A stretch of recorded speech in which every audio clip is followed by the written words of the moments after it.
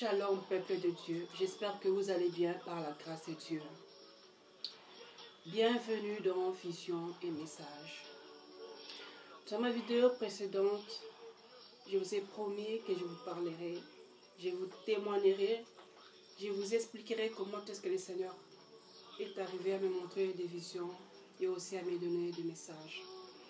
Mais pendant que je préparais pour cela, le Seigneur m'a parlé, il m'a dit que je dois d'abord parler de ce que j'ai vu et de ce que j'ai entendu, des visions que le Seigneur m'a montrées. Mais avant cela, nous allons lire la parole.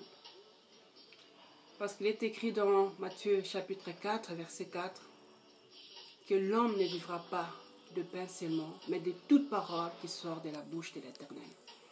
La parole nourrit notre esprit. La parole nous aide à grandir spirituellement. Et Jean qui décrit Jésus-Christ dans son évangile comme Dieu, Jean dit, au commencement était la parole était avec Dieu et la parole était Dieu. Et il rajoute ceci, que tout a été créé par elle. La parole, c'est le Seigneur Jésus-Christ lui-même. Nous allons ouvrir nos Bibles dans le livre de Marc chapitre 11, versets 11 à 14. Il est écrit dans sa parole, je lis au nom de Jésus-Christ. Jésus entra à Jérusalem dans le temple. Quand il eut tout regardé, vu l'heure tardive, il s'en alla à Béthanie avec les 12. Le lendemain, comme il sortait de Béthanie, Jésus eut faim. Apercevant de loin un figuier qui avait des feuilles, il alla voir s'il trouverait quelque chose. Mais s'en étant approché, il n'y trouva que des feuilles, car ce n'était pas la saison des figues. Il prit alors la parole et lui dit, que jamais personne ne mange plus de ton fruit. Le Seigneur Jésus-Christ était avec ses disciples. Il voulait manger parce qu'il avait faim. Il avait besoin de la nourriture. Il aperçoit de loin un figuier avec des feuilles. Mais lorsqu'il s'en est approché, il constate que ce figuier n'avait pas de figues. Il n'y avait pas de fruits. Mais le Seigneur avait besoin de la nourriture. Bien-aimés dans le Seigneur, pendant que le Seigneur Jésus-Christ était à Sychar, lorsque les disciples sont revenus avec la nourriture, ils lui pressaient en disant, « Maître, mange, maître. » Mais le Seigneur leur dit, « J'ai déjà à manger. » La nourriture que vous ne connaissez pas. La nourriture que le Seigneur Jésus-Christ parlait, c'était de gagner les âmes. Le Seigneur Jésus-Christ compare ce figuier à un serviteur paresseux. Le Seigneur Jésus-Christ compare ce figuier à un chrétien paresseux. Le Seigneur Jésus-Christ compare ce figuier à celui qui se dit enfant de Dieu, mais ne se lève jamais pour son Créateur. À celui qui se dit enfant de Dieu, mais ne se lève jamais pour son maître. À celui qui se dit enfant de Dieu, mais ne parle jamais de la part de son maître. Que fais-tu du pouvoir que Dieu t'a confié? Que fais-tu des dons que Dieu t'a confiés?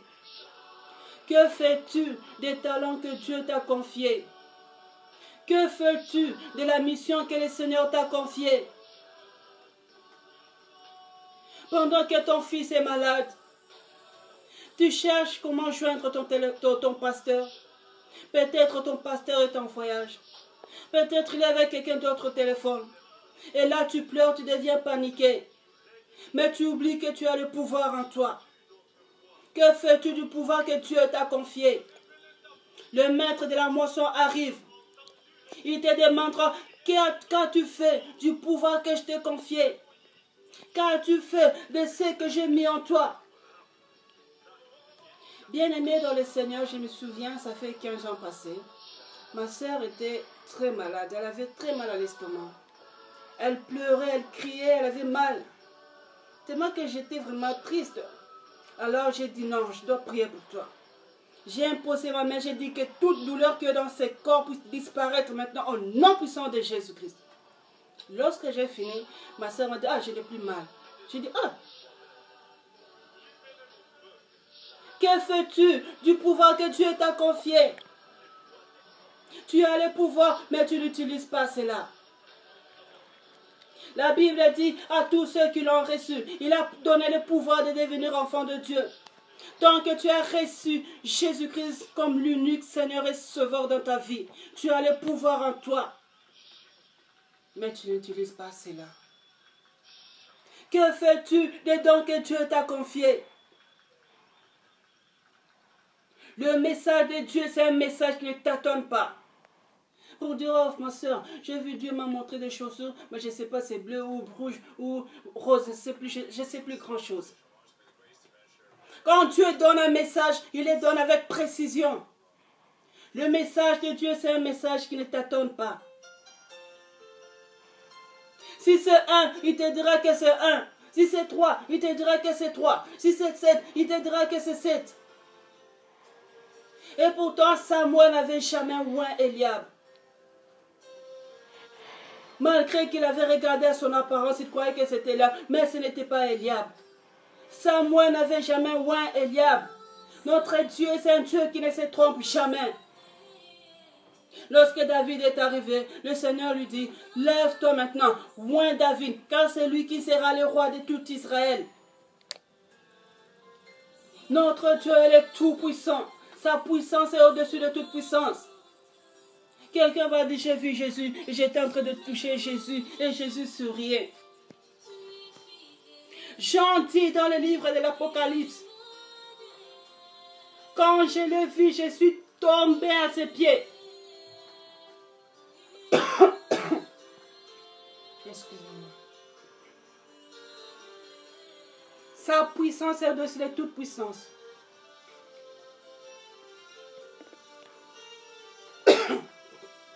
Excusez-moi. Que fais-tu des dons que Dieu t'a confiés? La prochaine fois, j'entrerai avec toi en profondeur. Pour toi qui penses que quand tu pries, Dieu est très loin. Il n'est pas loin, il est là à côté de toi. Il a dit à Nathanaël, avant que Philippe t'appelle, lorsque tu étais sur le figuier, je t'ai vu.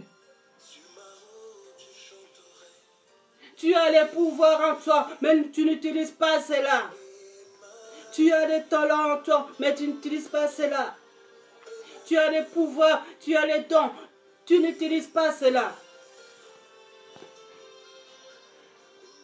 Le jour que le Seigneur Jésus-Christ laissera son trône, c'est le jour qu'il reviendra pour chercher son église qui est son épouse. Il reviendra comme les lions. Le Seigneur Jésus-Christ revient bientôt. Il te demandera, qu'as-tu fait pour moi? C'est le moment d'examiner nos vies. Le temps est proche. Jésus-Christ de Nazareth revient bientôt. Implore le sang de Jésus-Christ afin de laver nos cœurs. Implore le sang de Jésus-Christ afin de raber ton corps. Implore le sang de Jésus-Christ afin de laver ta robe. Car le Seigneur a dit, ces jours-là que nos robes n'aient pas de taches. Et des taches, ce sont des péchés en nous. Les taches, c'est le péché en nous. Que fais-tu de la mission que le Seigneur t'a confiée? Tu es là toujours à attendre des années, tu attends toujours. Qu'est-ce que tu attends? Lève-toi et parle de la part du Seigneur. Tu attends que le Seigneur puisse laisser tout son trône et venir te parler. Le jour que le Seigneur Jésus-Christ laissera son trône, c'est le jour qu'il reviendra pour chercher son église. Après l'enlèvement, le Saint-Esprit aussi partira. Après l'enlèvement, ça sera terrible, frère. Ça sera terrible, ma soeur. Moi, tous les jours, je dis, oh Seigneur Jésus-Christ de Nazareth, souviens-toi de nous lorsque tu reviendras dans ta gloire. car c'est cher, ni la chair ni le sang n'hériteront le royaume des cieux. Ces corps ici n'est qu'une couverture, frère. Un jour tu t'en iras, où sera ta destination? C'est dans le lieu du repos ou dans le lieu des tourments? Où sera ta destination, frère? Ma soeur, où sera ta destination?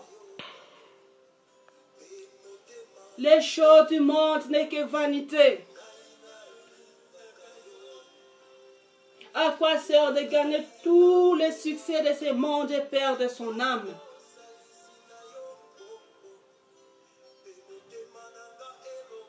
À quoi sert? À quoi sert de gagner tout le nombre de vues sur le site et de perdre son âme? Le maître de la moisson arrive. Il te demandera, qu'as-tu fait de ce que j'ai mis en toi? Le Seigneur Jésus-Christ de Nazareth arrive. Jésus-Christ revient bientôt. Répands-toi, bien-aimé. La repentance est faite pendant que nous sommes sur la terre. Après la mort, c'est fini.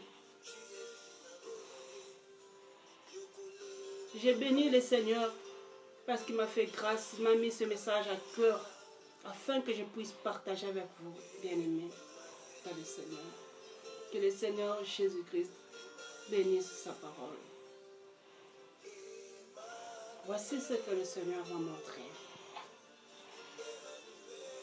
J'ai vu quelqu'un descendre sur la terre. Il était habillé en blanc. Son visage brillait comme le soleil. Tout son corps était entouré de l'arc-en-ciel. Ses pieds n'ont pas touché la terre. Il m'a dit, dans peu de temps je viens à toi. Es-tu prêt?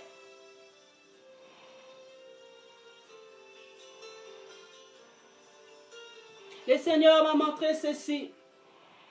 J'ai vu quelque chose descendre sur la terre, c'était comme un vase. Et c'était bien couvert. C'était en argent. De deux côtés, j'ai vu la fumée, la vapeur sortir des deux côtés. Cette vapeur était orange. Et j'ai senti l'odeur, une odeur agréable. Une odeur de la nourriture. Alors je me suis retrouvée dans une salle. On était nombreux, très nombreux, une multitude. Et à côté de moi, il y avait un frère. Ce frère, je le connais bien, on prie avec lui. Il n'était pas avec sa femme, il n'était pas avec ses enfants. Moi aussi, je n'étais pas avec mes enfants, je n'étais pas avec mon mari. Alors j'étais en train de me demander, mais qu'est-ce qui se passe? Qu'est-ce qui arrive? J'ai entendu quelqu'un qui crie, qui dit, c'est l'époux, c'est l'époux, c'est l'époux, l'époux est là. Il est venu chercher ses invités car la table est déjà prête. Et je vis, c'était en une seconde. C'était l'enlèvement. Bien-aimé dans le Seigneur, après l'enlèvement, ça sera terrible. Après l'enlèvement, le Saint-Esprit aussi partira.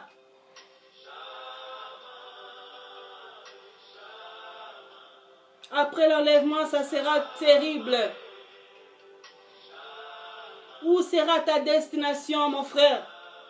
Si tu rates l'enlèvement, c'est dans le lieu du repos ou dans le lieu de tourment. Où sera ta destination, mon frère? Où sera ta destination, ma soeur? Le Seigneur Jésus-Christ de Nazareth revient bientôt. Pour toi qui penses que quand tu pries, Dieu est très loin. Non. J'ai vu le songe de Dieu physiquement m'apparaître.